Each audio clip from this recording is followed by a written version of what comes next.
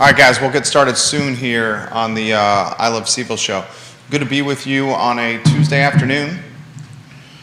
Thank you kindly for joining us on the Tuesday edition of the I Love CVille show. If you could do me a favor and give the show a like and a share anywhere you are watching before we get started. Judah Wickower is our director. You'll see him on the program. You'll see Alex Erpy today. You, the viewer and listener, can participate in the discussion. Just share your comments in the comment section, and we will relay them live on air on the I Love CVille show. Judah Wickower, my friend, we can rock and roll when you're ready.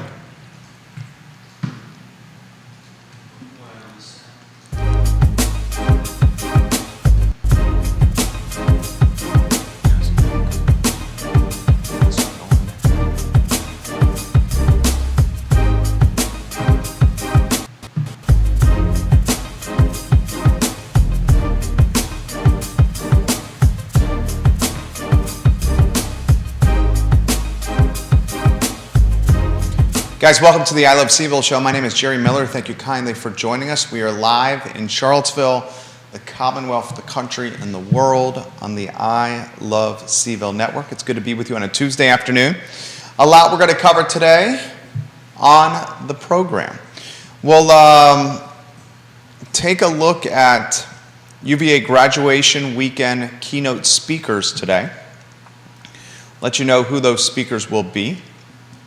Give you a little taste and flavor on each one. 3 in particular we will highlight that are stakeholders and influencers and just dynamite from a personal brand standpoint. We'll highlight on the program today home prices jumping 20% year over year. Shocking increase in home values. This according to a national index, the S&P CoreLogic Case-Shiller National Home Price Index. We'll talk a little bit more on Musk buying Twitter. We'll bring that topic up with Alex Erpy. We certainly need to highlight markets with Alex today. As of now, 12:34 on Tuesday afternoon, the NASDAQ is down 2.5 points, S&P 500, 1.5, Dow Jones, 1.32%. So blood across the board. Russell 2000, 2 points or more. We'll talk about that with Alex Erpy, see what's going on. Scott Aaronworth of Virginia Beach, welcome to the program.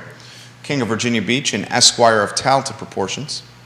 Yesterday's discussion, folks reached out to me about.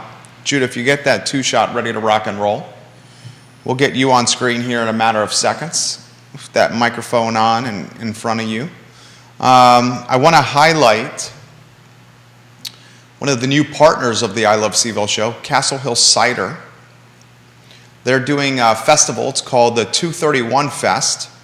Sunday, May 15th at Castle Hill Cider. Sunday, May 15th at Castle Hill Cider. 12 to 5 p.m. for general access pass holders, 11 to 5 for premium pass holders. The 231 Fest is a benefit for the Blue Ridge Area Food Bank. A taste of Virginia's premier craft beverage scene in the Southwest Mountains. Spend a day on the stunning grounds of Castle Hill Cider, enjoying wine, beer, and cider tastings, along with food trucks, benefiting the Blue Ridge Area Food Bank. General access is $62. Premium pass is $89. Designated driver ticket, $15. The event is May 15th at Castle Hill Cider. More details to come on that. Looks like an absolute blast and a heck of a time here. Let's talk UVA graduation weekend first. My friends, viewers and listeners. So, the University of Virginia has announced some speakers. This news came out yesterday. The University of Virginia will return to its traditional in-person format for finals weekend, May 20th through May 22nd. Graduation events will feature keynote speakers who have become well known to the UVA community. Ralph Sampson will be a speaker. He is the keynote for valedictory exercises on May 20th at 3 p.m. at the John Paul Jones Arena. UVA history professor Claudrena Harold will speak at the May 21 ceremony of graduates. College and Graduate School of Arts and Sciences, done on the lawn. And final exercises on May 22nd will feature speaker Dr. Tyson Bell, an assistant professor in the School of Medicine who has played a major role in UVA's response to COVID-19. So 3 announced speakers: Ralph Sampson, the second announced speaker, Claudrena Harold, and the third, Dr. Tyson Bell. I want to highlight Ralph Sampson, undoubtedly the greatest basketball player to ever don a UVA uniform. Hall of Famer. Basketball Hall of Fame. Remember, the Basketball Hall of Fame is what you do in the pros and also college basketball and or European basketball. So it's not just what you do in the NBA. It certainly keeps in mind stuff that's done in a European setting or a college setting. Let's talk Ralph for a little bit. Have you guys noticed how high Ralph Sampson's profile has been of late? Ralph Sampson, a part of the ownership group behind the White Spot and their food truck called the Gus Bus. Ralph Sampson's name, a part of Ralph Sampson Tap House in Barracks Road. Ralph Sampson, front row for many UVA basketball games. Now the Ralph Sampson, he'll be the keynote speaker for valedictory exercises on May 20th at 3 p.m. in the John Paul Jones Arena. This guy is doing one heck of a job of raising his profile. He's utilizing his naming rights on a restaurant. He's leveraging his profile and his brand recognition as part of the ownership group of the White Spot, an institution on the UVA corner, the Gus Bus, their mobile point of sale. He's got basketball camps all over the Commonwealth that bear his name and likeness. Now front and center as a keynote speaker for graduation weekend at UVA. He's done a phenomenal job of, I hate to use rehabilitating, but improving his brand, his image. And he's clearly gaining momentum and positive traction in this entrepreneur space or setting he's pursuing. He understands the concept of name rights, licensing, image rights, and a personal brand. I'll ask you this question, viewers and listeners watching the program. Of all the athletes that have played at UVA, Scott Aaronworth, here's a good question for you. Of all the athletes who have played at UVA, which one has the most appealing personal brand, naming rights, or licensing opportunity? If you were going to take an athlete's name and put it on a car dealership, a steakhouse, a restaurant, a real estate group, a private equity firm, if you were going to utilize an athlete from a star power standpoint as a way to raise PE money, which athlete, UVA, has the most appeal, notoriety, or opportunity? John Blair, welcome to the program. John Quayle on LinkedIn, welcome to the show. I have some ideas, but I'm curious of your take and your opinions as well. Nicholas Erpe, welcome to the program, my friend. Live on every social platform possible. Certainly Ralph Sampson is on that list. I'm going to make a list of these athletes. I'm going to, in no particular order. Ralph Sampson, I'm going to put on that list. Chris Long, undoubtedly, right? Chris Long, who's doing a hell of a job in the digital media space with the podcasts. Chris Long, incredibly well-spoken, well-read, always has something to say, certainly on top of current events. I think Chris Long, from a personal brand standpoint, you could see his name on a lot of things. His licensing, his image rights, his personal brand on a lot of things, and it would have success. Ryan Zimmerman is another one, right? And this is not just athletes, coaches. This could work for coaches as well. I mean, Tony Bennett has got to be on that list, right? Tony Bennett's got to be on that list. What other athletes come to mind? Think about a real estate group. Sloan Manus Real Estate Partners. The first name on that real estate group, Sloan Manus Real Estate Partners, is David Sloan. Played college football at the University of Virginia. David Sloan, formerly of Sloan's Restaurant, the bar and grill that at one time was in the Millmont Shops behind Barracks Road Shopping Center. He was one of the first to truly understand the brand recognition that comes from being a star athlete at the university. He gets notoriety as a college football player. David Sloan, friend of the program, loved the guy, and then opens up a bar and grill behind Barracks Road Shopping Center that had years of success and longevity called Sloan's.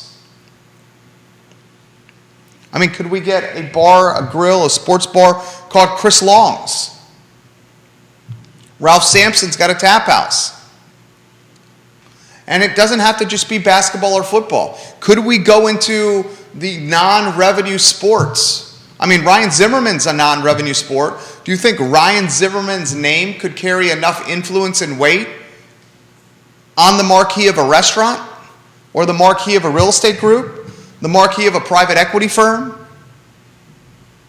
You got Roosevelt Brown Boulevard. Now, he didn't go to UVA, but a local who played pro football for the Giants. What are your thoughts on that topic? Curious to see your thoughts on that topic. Those questions coming in, Neil Williamson, those answers coming in to the program. Scott Aaronworth, Ralph Sampson, but if I could choose anyone, it would be Tony Bennett. MJ Arquette, I still dream about the fried Colby cheese from Sloan's. Bring it back. It was darn good. MJ, I'm going to respond to your comment here. Great call. And then I'm going to tag the homie David Sloan on this. David Sloan, you would love to read this. Fast and Furious. On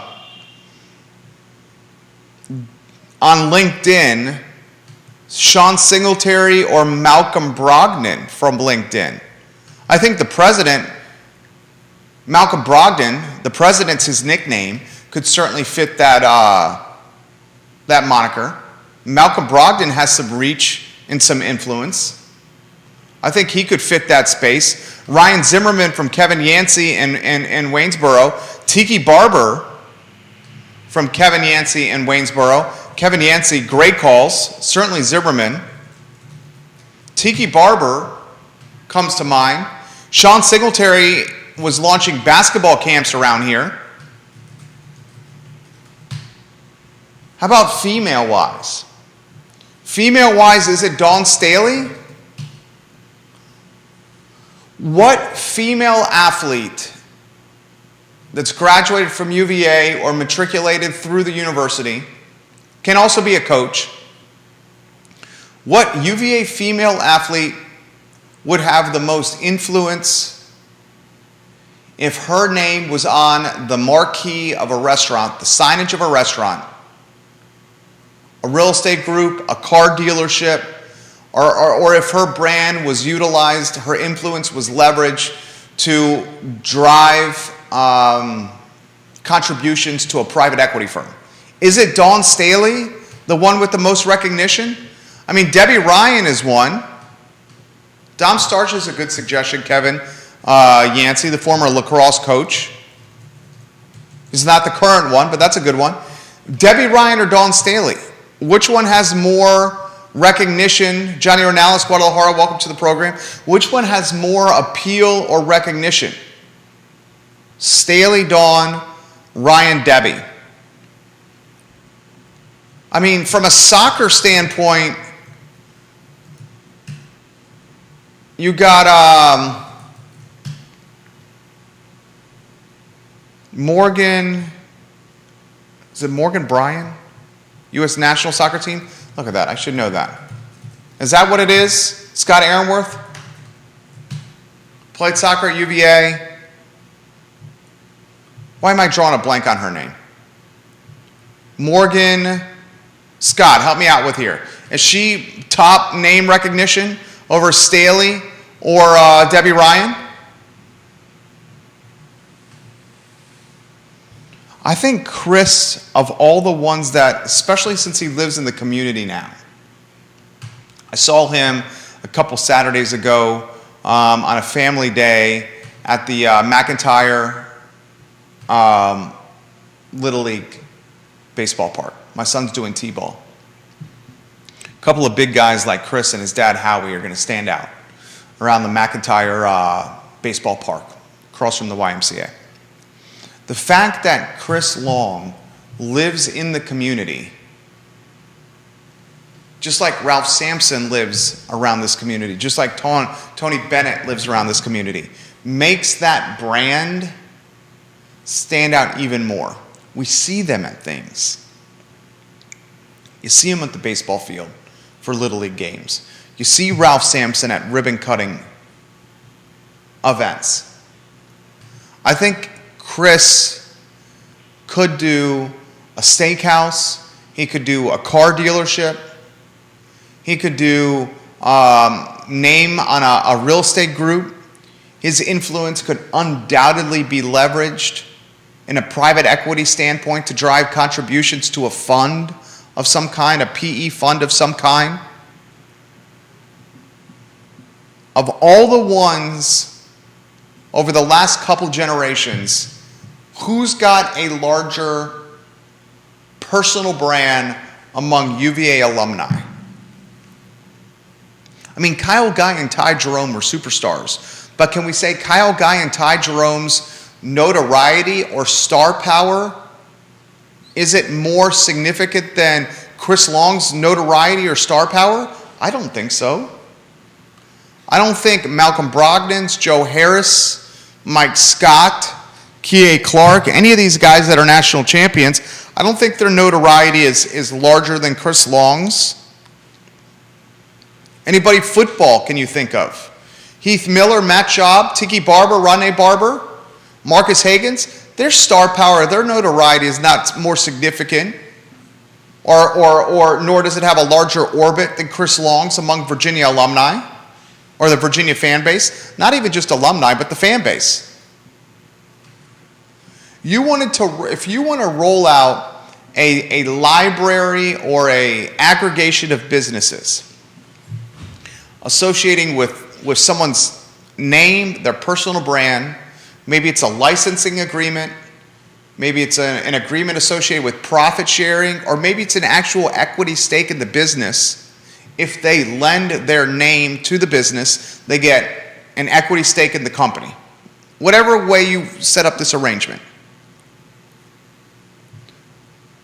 I can't think of a coach or an athlete over the last couple generations, heck, 3 generations, Ralph played here in the early 80s, that would have more influence in driving customers or brand recognition and awareness than Chris Long.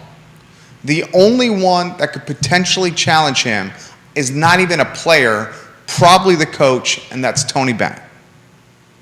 Tony Bennett Steakhouse, Tony Bennett Mercedes, Tony Bennett Ford, Tony Bennett Real Estate Group, private equity. Those are the only 2 that I think are on the short list for me.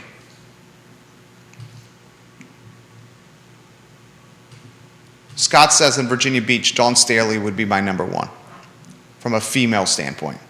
Chris Long would be what? Your number 1 from an overall standpoint, Scott Aaronworth?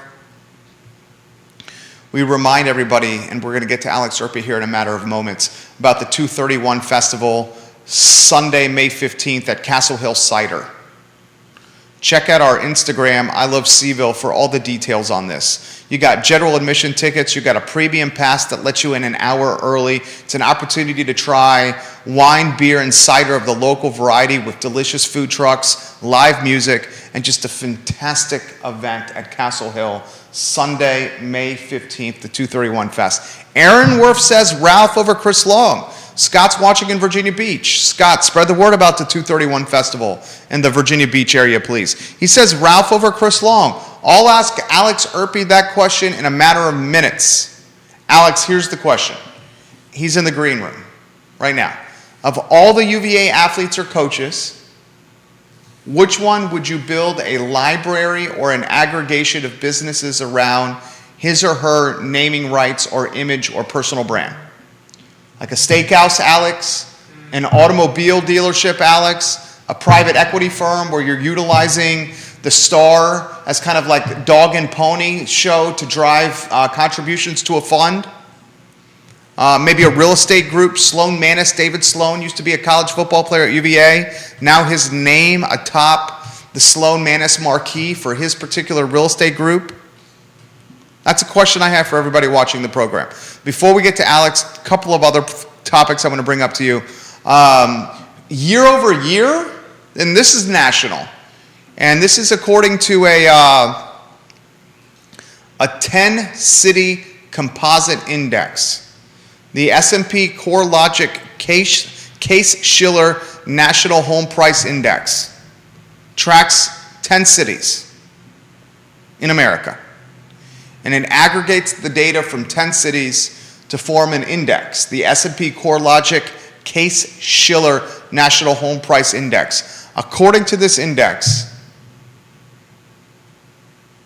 home prices year over year, February versus February, 2021 versus 2022, jumped 19.8%.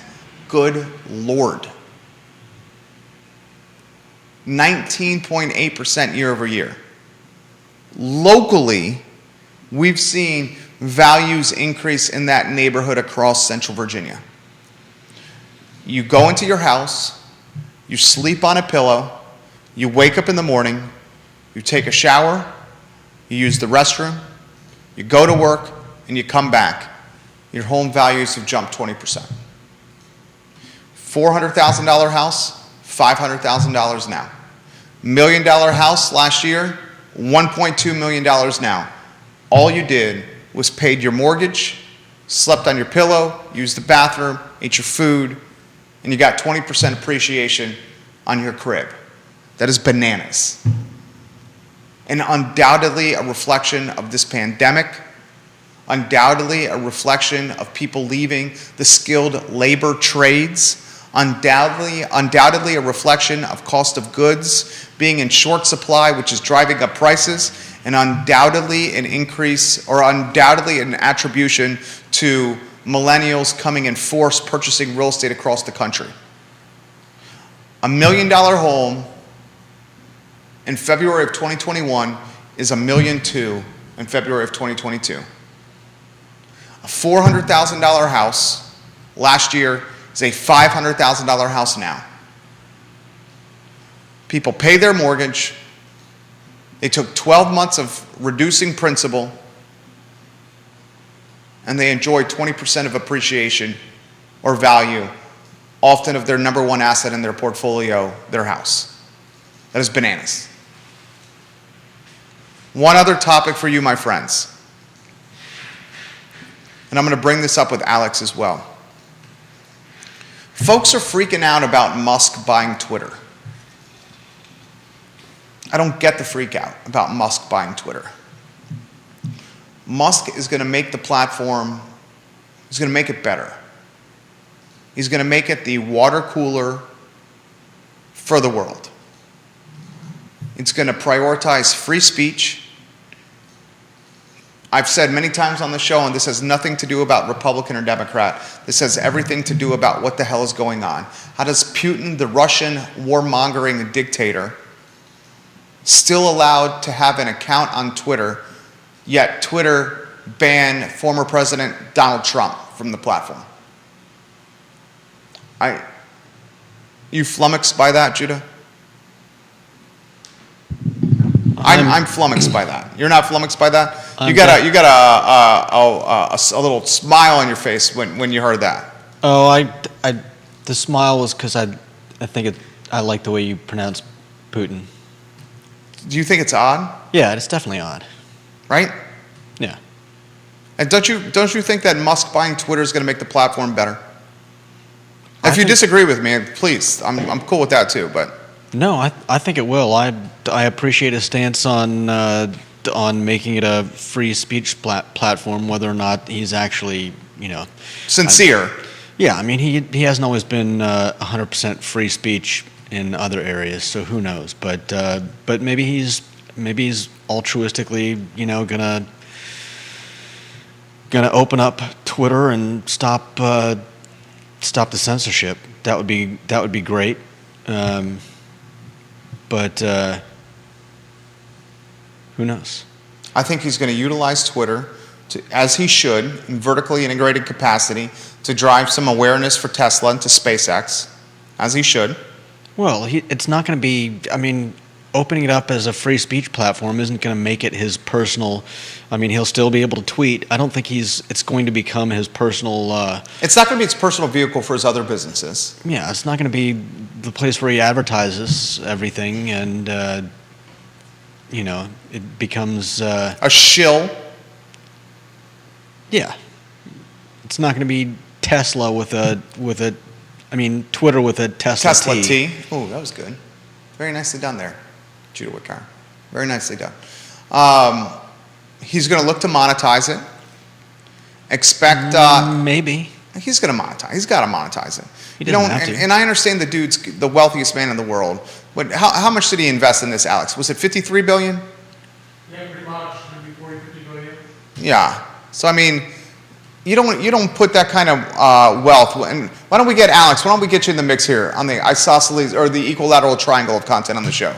Alex Zerpe is about to be in the mix here, CEO of Emergent Financial Services. We'll talk about this with him. $44 billion deal. $44 billion. It's the world's richest man. $44 billion, regardless of how wealthy this dude is a boatload of money. That's still, and it is a 31% premium. Yeah. Of return, like with the prices before he announced anything. Right. Which I think he had to pay a premium. Mm-hmm. Of course. Yeah. But I mean, in other words, you don't pay 30% more for something than its face worth and say, hey, I'm just going to lose 30%. Yeah, he's going to look to make money on it. Mm-hmm. Yeah. So let's 3-shot here. Let's talk about it. What do you make of Musk buying Twitter? So I think it's a very interesting move. I mean, it's very, let's put it this way. First off, it's rather unusual. You do not often see companies go from public to essentially private. It goes the other way around. You get IPOs. We've mentioned a few on air. Mm-hmm. I mean, you got, this came up on the morning show, Panera Bread. Yep. Is a good example of that. Mm-hmm. Burger King is a good example of something that was public that went private. Yep. We talked about some others. We rattled off 10 or 12. It does happen. Yeah, but it definitely makes news when it does. And the interesting thing here is just what it remains to be seen. I know what's interesting is Tesla actually is down a little bit today. Twitter is essentially flat. It hasn't moved too much. So the interesting thing will be where does Musk's focus go? Because he has Tesla, he has SpaceX, he has Twitter. I think he has at least one other company. Yeah, he's got the internet company. He's got the internet company. So he now has these different areas, and his ideas certainly for Twitter, I think from a user standpoint, are pretty intriguing. I mean, in an era of transparency, I think it would be very interesting and almost a shot across the bow to some of the other tech companies if indeed he does go through with making the algorithm public.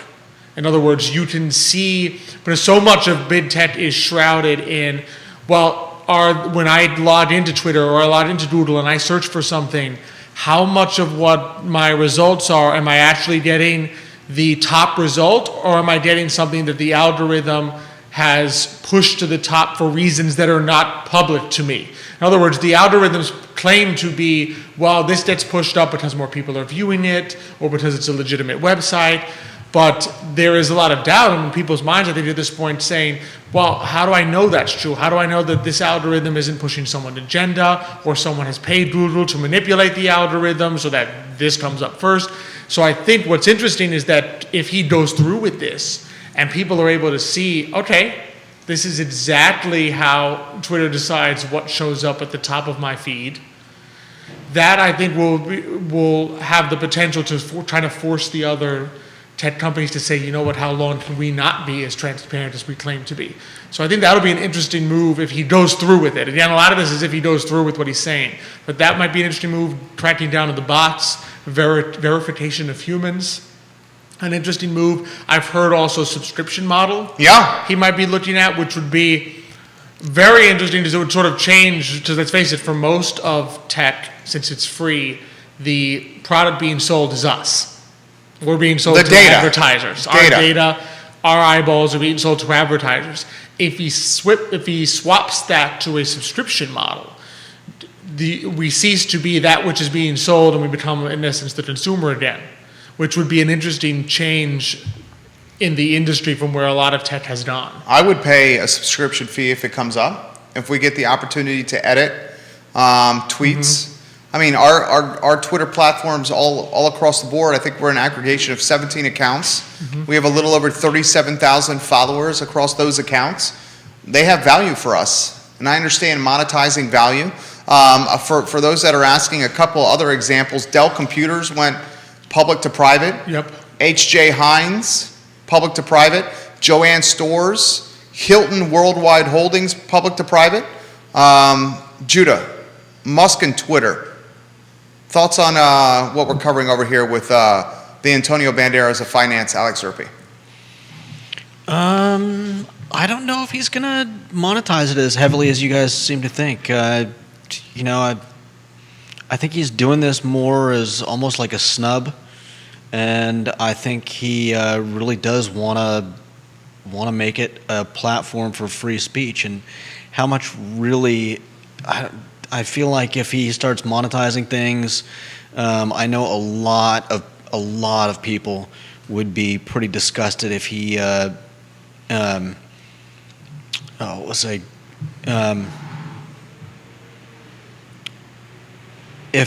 if Elon Musk were to make some pretty big changes to Twitter, say adding a subscription model, he might end up losing a lot of people on it. A lot of Democrats have already dropped from closed Twitter accounts since Musk has made this purchase.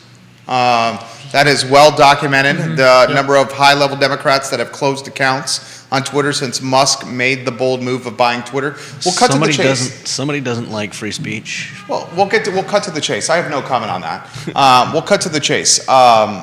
Twitter's been underperforming. It's been the afterthought social media platform for years now. Absolutely. Facebook and Meta, with their many brands, Instagram, WhatsApp, Messenger, their market leader, Snapchat and TikTok, have eaten Twitter's lunch. YouTube, owned by Google, is a category leader in video. I mean, YouTube in a lot of ways. My wife utilizes YouTube like folks utilize Google. Some around the house that need to get done, she's searching YouTube. You're looking for a video on it. And a 90-second video gives her answer. Like fixing the ice machine was clogged the other day. We weren't sure if it was broken. She put in the model number of the fridge, YouTubed it. Here's a whole how-to guide to fix it. She had it fixed. So your thoughts on this? Anywhere you want to go on this, Alex? Twitter, I mean, from both the financial and I think sort of a marketing standpoint, Twitter has lagged behind the others. I mean, there's no doubt that, to be honest, even if you looked at the trajectory of Twitter, minus the blip in 2016 through 2020 when Donald Trump was on Twitter, the trajectory was usually downward. So you had a little blip where, for whatever reason, he drove tons of people there. There was always Twitter things going on that kind of pushed their viewership up, and then their numbers have not been great on either side of that 4-year blip. And so I think it's not surprising. You run into the issue with Twitter where it really is not the go-to for news, to be honest. I mean, very breaking news, but as people have been joking recently, even the employees at Twitter found out on the later end of what was happening to their own company. In a Yeah. sense, right? So it's neither the breaking news nor really the number one. I mean, if you're searching for information, you are not searching for information on Twitter, right? Regardless of how much Twitter may attempt to crack down on misinformation, you're just not searching for information on Twitter. You're not searching for the answer to questions on there. So it definitely, he has his work cut out for him if he's going to make it, I think, a more viable platform, either from a sort of cultural standpoint or from a financial standpoint, because they've also been the least successful, I think, at monetizing and actually translating For sure. their eyeballs into profit. I mean, we know what Google and Facebook have done to translate eyeballs into profit, but Twitter has been much less successful at that. Neil Williamson, I love that question. Neil Williamson has this. Considering the recent Netflix drop, do you believe subscription services are on the ropes? Great question. I'm is a tagging good him on question. this. Here's my take on this. We'll get Alex's take, Judah's take on this as well. Netflix had a significant drop last week because of poor earnings. Netflix also has a couple of headwinds. The first obvious headwind is the streaming space is incredibly saturated right now, to the point where CNN Plus had like a week of shelf life before they shut it was down. down. And that was hundreds of millions of dollars of investment into that streaming service. You look at streaming, you got Netflix, you got Amazon, you got HBO, you got Disney, you got the ESPN platform. There's so much. Another thing Netflix has going against it is the sharing of passwords. Yeah, the crackdown on that. They're going to crack down on that, and that's going to have a huge impact. You take my family alone, and we have one Netflix account, and it's being utilized by a household in Long Island, one in Stamford, Connecticut, and one in Keswick, Virginia. One account. As soon as Netflix tracks subscriptions to IP addresses, or however they're going to do it, Yeah, or maybe a text or something like it could be a phone or text. like a two-step verification, I should say. Great call. Two-step verification. As soon as that happens, we're going to see considerably more additional subscription revenue on the books. I don't know about that. I'm not. One other really thing, and then convinced you on jump in. You guys jump in. Both jump in. These guys disagree. I love this. Great stuff. Lastly, I think Netflix is going to utilize ad placement within its platform. So instead of seeing, what's a good Netflix series that's on Netflix right now? What Netflix series is any of you guys Really watching? bad. I'm on the old. I watch a lot of Netflix series. I'm grandfathered drawing Netflix. the Tinder Swindler. Okay, the Tinder Swindler. Tinder Okay, that was actually a movie. Netflix series. Oh, The Ozarks. Okay. Let's take The Ozarks. So Netflix right now, and then you guys jump in here. They do a season dump of episodes. So if you want to watch season 3 of whatever show you're watching on Netflix, just watch all the shows are released at the same time. And then people go on these freaking benders. Yeah. I do, my wife does. And next thing you know, you've lost a week of your life. And then you feel disgusted with yourself. And you say, I need to turn or cancel this subscription or put it on pause.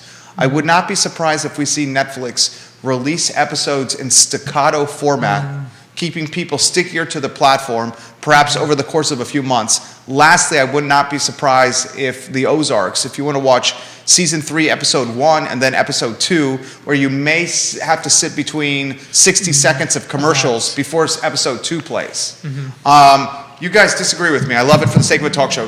Alex, you go first. J-Dubs, go next. No, I'll let Judah. I'm sure Judah might be thinking the same thing. My suspicion is your demand for something is very high when it's free. Your demand drops for it when it ceases to be free. So I'm not convinced that all the people that are sharing other people's passwords right now will necessarily pay the amount to be on Netflix themselves. Is just my contemplation there. 1995, maybe he's right. 1999 or 1995 a lot. That's not cheap, That's not cheap. especially during times of inflation. Your thoughts on this topic, J-Dubs? Yeah, if you eliminated everybody that is using somebody else's account, I think you would see a tiny fraction of them actually get their own accounts. It's more a matter, you'd probably end up, I think the big problem is that they want to do like everything. So they want to have, they want to have all these great series, but then guess what? Your series is never going to last longer than 2 seasons. So, and yes, I know that there are series that have gone beyond 2 seasons, but there are so many more, innumerable numbers of good shows that because people, the same problem, having it all at once. They get fatigued. Yep. You get fatigued. Not only get fatigued, but there's so much on there. I mean, I really don't have an answer for any of this, but they cut shows that don't immediately, if they go from season 1 to season 2 and lose subscribers, the show is ended. So you're looking at, I think the platform kind of becomes this quicksand. There's no it used to be you'd go to ABC or NBC or whatever. For appointment television. You'd have your show that came on and continued for years. And you might have 5 or 10 or even 15 years of this same show. And it became a part of your family life. And now it's just this snap and it's gone. Like, you just watch stuff. It's just consumerism. It doesn't have, there's no loyalty. There's no loyalty in anything. It's just like, oh, I want to watch this show. And so what do you get? You get people who will binge all their shows, like wait until Disney has 5 or 6 great shows, get on Disney, binge all those shows, and then cancel. drop the account. Great take right there, Judah Wickhauer. That was excellent. And so people are just finding ways around, if it comes down to it, if you cut everybody who's using someone else's account, they'll just go over to their friend's house. Let's wait till this great show comes out, and then we'll all watch it at your house. Of all the streaming services, and we'll go on to a next topic too, of all the streaming services, would you not say that this is clear-cut market leader? Netflix, I would think so at this point. Them or Prime. I mean, the one advantage that Amazon has Is the shipping. Exactly. Yeah. You can get people onto Prime. Like, my family is on Amazon Prime. Not because of the Content. but Same with us. basically for the shipping and the Whole Foods discount. Yeah. I mean, it's an additional bonus, so you'll go check it. But I think Judah's right in terms of Our family the too, Alex. proliferation of information, in the sense of there is that. Amazon has seen it too when they do their studies on how people view Amazon. There is so much that people get confused. It's like a Chinese food menu. Exactly. You search for a basketball and you get 100 possibilities. Dude, I will literally spend an hour. That happens to me. Scrolling through, and I might put 5 or 6 things on my list, but I won't watch any of them. That literally happens to us. I don't feel like any of those, and so by the end of an hour, I just shut it off. That And happens I've got to us. 5 more shows on my list that I'll probably never watch. So that literally happens to me. It's overwhelming of options to the point where my better half is the one who picks the content we watch, because she will not go down 3 or 4 rows of content. You know how you're scrolling down to the different rows of choices? Yep. She'll go down like 3 rows and have a decision made, where I'm literally going through every row, sliding all the way to the right till it's done, then down a row and sliding all the way through the right. Before you know it, that whole hour's done. Before I know, it's like literally 20 minutes is gone. To your point right there, Judah. So are subscription services dated? Neil Williamson's question.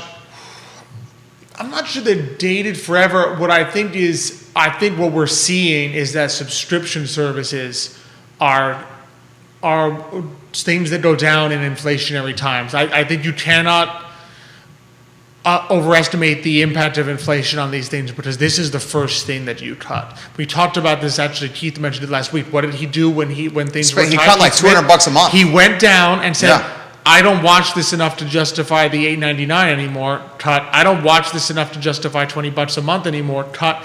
The subscription is going to be the first one to go, because it's down on your list of needs, right? It's something that when times are good, you'll pay for it even if you don't use it sufficiently. That's where Netflix and these other subscriptions are going to make their money, right? Yeah. They're going to make their money Auto bill. with the auto bill, and the people that either use it occasionally and just forget that they're even paying for it, Or by the time you remember, because they always be at the beginning of the month, by the time you remember, it's like, now I might as well wait to the end of the month to cancel because And then you forget again. And then you and then forget you again. forget again. Yeah. Exactly. So I think as the more conscious people are about their expenses in times like this, that's going to be the first to go. I don't know if it'll be gone forever because it still does hold one big advantage over your traditional cable, which is A, it's cheaper, and B, you don't get locked into a contract with it. So, I mean, you will always have people that will gravitate towards that because they do not want to be locked in for cable for a certain number of years at a much higher price than that. So after Keith brought this up, I did a little research on this. Intuit has got an auto bill auditor called Mint Life. It's an app, and it allows you to quickly assess what your cards are getting auto billed for. Because so many people, me included, you get these auto bills and it's just a line item on your credit card statement or your debit card statement, your bank statement. And usually it's hidden in obfuscating language like, PRG, whatever group. And you're like, what the heck is that? And you're like, oh, it's Paramount? Yep. How would I ever find that if I was looking for Paramount? And never on the same day. It's not that they all come in on the 31st. They say, here's all my streaming to add up. Yeah. One's the 15th, one's the 2nd, one's the 3rd. So it's very difficult for people to sometimes to realize how much is being taken out of their credit card on a monthly basis. Johnny Ornalis, we'll get to your comment here. Neil makes a very good point. The bundled offerings have the best opportunity to survive. A good example of this is The Atlantic, a sports publication, recently purchased by the New York Times Company. New York Times Company recently purchased Wordle. Yep. Remember the game that was all the rage? So the New York Times Company is offering, with a subscription to its newspaper, also you get The Atlantic, you get Wordle, you get all these additional gravy trains. Prime is trying to do that, how you identified with Whole Foods, Washington Post, video content, and shipping. Prime has become a bundled service. Maybe the future for Netflix is not as a standalone platform. Perhaps, and I'm sure he's thinking about this, Reed Hastings is thinking, what if we bundle with an HBO Max? What if we bundle with a media outlet or some kind of other service to further fortify our value proposition for customers? Ornalis says this, J.O., we love you, J.O., owner of Guadalajara and El Mariachi. With 2 small kids, Netflix and YouTube, I pay subscription because I don't worry about commercials that would not be age appropriate for my girls. Johnny, we're the same way with our son, Trey. Same way with our son. Great point. We include Disney in there, and I'm sure you do as well, J.O., Disney. So to the point where I'll put this in perspective. Initially, our son was watching YouTube proper. They have a YouTube Kids, but there was just the YouTube app. And the YouTube app, we could start with content that is age appropriate. But he quickly, he's 4 years old. At 2, he figured out swiping and changing to additional and new content.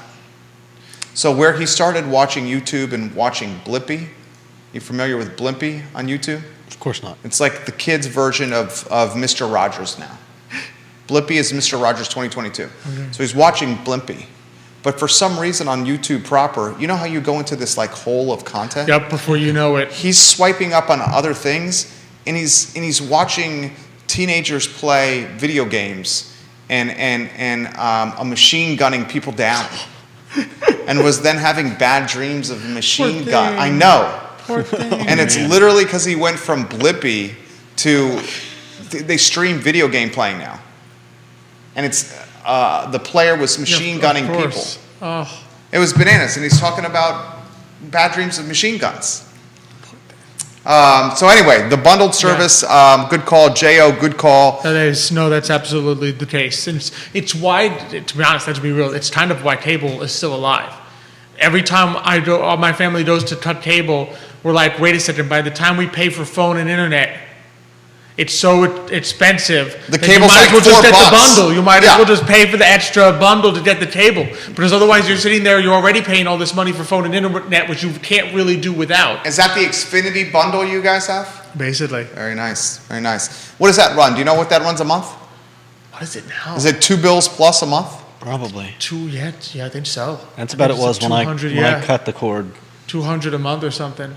And especially in Charlotte, where we're not as fortunate, my aunt up in New York can always threaten to leave because there's like 7 of them up there. Yeah, what So there's she always gets the Optimum. deals. Optima Spectrum. Is it Fios up there? Fios. Yeah. Once you have another, she always threatens to leave and she gets them to give her the deals. But here, you're just kind of stuck with it. Carol Thorpe, the Queen of Jack Jewett, giving you props, Judah, on the little zinger to the Dems, the Democrats that you made. She says nothing wrong with commenting on the exodus of free speech and the Democrats leading the platform. Thank you, Judah, for bringing that up. Important observation, she says. All right, I want to get markets and what we just saw there. But before we do, the UVA athlete with the most name recognition or notoriety, if you wanted to build an aggregation or a library of businesses. And you said athlete or coach. Or coach. Because my first guess would be Tony Bennett. Tony Bennett. Would get the biggest. Over Chris. Right now, in this area, probably over Chris. Tony Bennett. So what would you do if you had Tony Bennett's ear and you said, Coach Bennett, CTB, we would love to build a library of businesses using your naming rights. I mean, you go first with the retail stuff. So you've got to get you do your restaurant just like they did on Barrett's. Okay. You do visual things work better. So you probably do your restaurant, maybe do your car dealership. Mm-hmm. Things where people can be enticed to come in off the road because they see it or they think, because let's be real, part of the big brand with someone who's alive is that they hope that they'll see them there. Yeah. You know what I mean? So Sure. It's got to be places where he could reasonably be expected to make an appearance every once in a while. So probably those would be probably where I would start. Restaurants and maybe some kind of activity, and car dealership. Yeah. My big ones. Tony Bennett could pull that off, undoubtedly. Chris Long, Tony Bennett, the 2 winners so far. Dude, what is Senor Erpe, what is happening right now with markets? We got, as of now, 1:24 p.m. Obviously, down markets will close at still. 4. Dude, Dow's down 1.73, S&P 2 points plus, NASDAQ is hemorrhaging 3 plus. 3 plus, yep. Russell 2K at 2. Volatility across the board. What's happening? Nice. The April sell-off is obvious. Oh, it's been huge. I mean, it's just continued even worse than the first quarter at this point. This is definitely what we call correction territory, in the sense of we're looking at as a very nervous market that is not quite sure what is happening. They are seeing, again, you're seeing high inflation. You're seeing PPI running higher than CPI, which means you kind of expect higher inflation in the coming months. You are seeing some people are worrying about signs of slowdown. The truck sales were down, and sometimes some people claim that as a leading indicator. That seems a little too small for me to definitively say, oh, truck sales are down, recession is coming. But I think Xavier and I both feel similar on this. We're definitely seeing the signs of what is potentially a slow growth period. Whether that means GDP turns negative and you had an actual recession is still, I think, too early to say. But you're looking at the conditions of a slow growth period, which is not something anybody wants to see, although that's preferable to the alternative. And the market, I think, is just very jittery right now, especially with tech, it is not surprising. Tech is very much the opposite of a defensive stock. Tech is a cyclical stock. When things look really good, right, tech does well, or when things are in the position in a very, how do I put this, in a very unusual position in terms of COVID pushing everyone home. Tech did really well in 2020, 2021. You should argue tech did too well.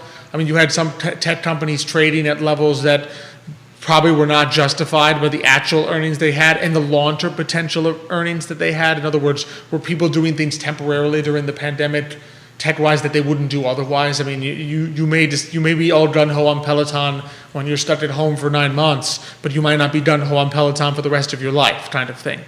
So I think what we're seeing is tech falling down and maybe a cyclical to defensive shift that we're seeing here, which really began last year. Last year, value did much better than growth. This year, you're probably going to see defensive. I mean, not even just value, because the S&P 500 is also doing poorly, but a move to defensive itself, defensive stocks, just because people are nervous and they want to. It's also, it's also a bit of a trifecta here in the sense of very rarely do bonds and stocks move in the same direction. Because of market nervousness and the Federal Reserve raising rates and the expectation of future rate hikes, bond yields have gone up, which pushes bond prices down. So if you are a senior or you're someone looking at your 401k, you're sitting there saying, oh my goodness, everything is down. Yeah. I mean, you could be sitting in a very conservative, let's say you were in a really conservative portfolio, you're sitting there saying, I had 70% bonds, 30% stocks. You're sitting there saying, my portfolio is still down.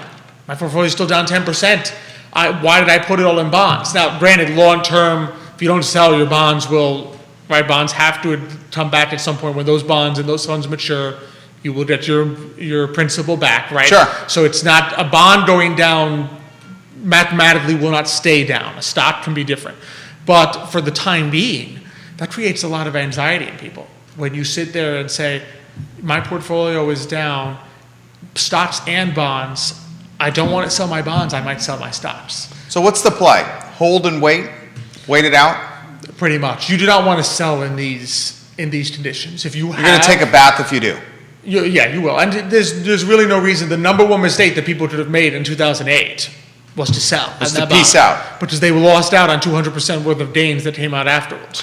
Right? So you have to be steady. If your portfolio is generating income, this is one of those reasons, Xavier, I mean, sometimes we sound like a broken record talking about income generation and interest and dividends. But if your portfolio is generating income, this is where you use that income to buy low. In other words, that's the whole purpose of having some kind of income generation in a portfolio. But if you do not have any income generation, let's say you were fully invested in stocks and you have no additional cash, you just wait it out. You wait it out.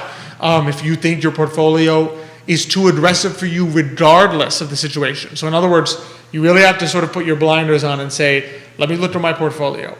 Pretend I don't know anything that's happening in the market. Is this portfolio, as currently constructed, too risky for me? If the answer is yes, you switch from growth to defensive. You make it less risky. Right? But do not be blinded by what's out there. In other words, if you thought 3-4 months ago that this portfolio was the right risk for you, don't suddenly think it's too risky because everything's down 10%. In other words, that's the wrong way to look at it. Your risk does not depend on what's going on outside in the markets. Your risk depends on your personal situation, your own portfolio. So that's what you really need to be looking at and make that decision. If it's too risky, reduce the risk. Otherwise, leave it just where it is. Anything you want to add to this, J-Dubs? Yeah, you don't lose money until you sell. Mm-hmm. I mean, really, unless you were planning on using some of that stuff for, liquid cash purposes anyways. Wait it out. Really, what reason would you have to sell when stuff starts going down? I mean, it's like, it's the same with property or anything. It's like, if you've got an investment and it's going to take time to mature, don't freak out when like a quarter of the way through the time that you thought you were going to hold it for, it's not worth what you thought it was going to be worth. It's like, okay, well, it's an investment. Hold on to it and wait, see what happens once it's ready to go. Mm-hmm. You did well today. Excellent work today, Judah. Today, Manana airs Thursdays at 10:15 a.m. on the I Love CVille network. This man is fantastic, not only in finance, but not only in donating time to nonprofits as a board member, but he's also a very refined broadcaster. Oh, thank you. He is a great pace setter and number one. You do the show with Xavier, the closer, Mariano Rivera of finance. He's not Cubano, Mariano Rivera. He's Panamanian. He's Panamanian, and we love him, nevertheless. What is Today y Mañana going to do on Thursday? Today we're not just going to be great on Thursday. We're going to have Lute and Maddie from Hazy Mountain. So Lute is the winemaker, and Maddie is the events coordinator from Hazy Mountain Vineyard. You guys have done an excellent job of getting alcoholic beverages brought to you in the morning. Today y Mañana. maybe Nick is just our CMO is maybe it's his first thought, which is unusual to that we do not drink. Yeah, Hazy Mountain on Thursday. Hazy Mountain on I Thursday love it. morning, I love followed by we're going to have on Rob Campbell of Castle Hill Cider and Millie Winstead of Blue Ridge Food Bank to talk about 231 Festival, because that fantastic festival is coming up on May 15th. So we're going to talk with Rob from Castle Hill, who's involved obviously, as well as Millie. She's going to talk about obviously Blue Ridge Food Bank is going to be greatly benefited by this festival. So just have them both on, and so it'll be two fantastic segments, a little nonprofit, which I love, and a little learning about winemakers and cider makers in our region. It's always what's up when Rob comes on. It's always Rob is the man. blast. MJ's watching from Castle Hill. Some platforms will let you watch until the end of the month, even if you cancel in the middle of the month. We've done it more than once with FUBU for March Madness. And Blippy is something else. It's included, Jerry, on Amazon Prime, and my 4-year-old loves it. Our 4-year-old loves it as well, MJ. Can I just say, I loved that moment when you said to Judah, are you familiar with Blimpy? And he goes, of course not. I know. His dry humor. Classic humor. Yeah, he deadpans that. Yeah, of course not. Of course not. Yeah, Judah. How would I know Blimpy? I don't know. I mean, maybe you know. You know about a lot of stuff. Of course not. Dude, you're awesome. This You guy guys are is awesome. A-plus people. Alex Erpy. The firm is Emergent Financial Services, the firm you can count on to build your wealth and help you to retirement. Emergent Financial Services. Judah Wickower is our director, brother from another mother. I'm Jerry Miller. We encourage you to watch Today y Mañana Thursdays at 10:15 a.m. right here on the I Love Seville Network. Guys, thank you for joining us. We'll see you at 10:15 a.m. tomorrow. Take care. Well done. Fun one. Yeah. Good job, Judah. You're Can't on beat point the tonight. equilateral triangle. Oh, I love it. I love it.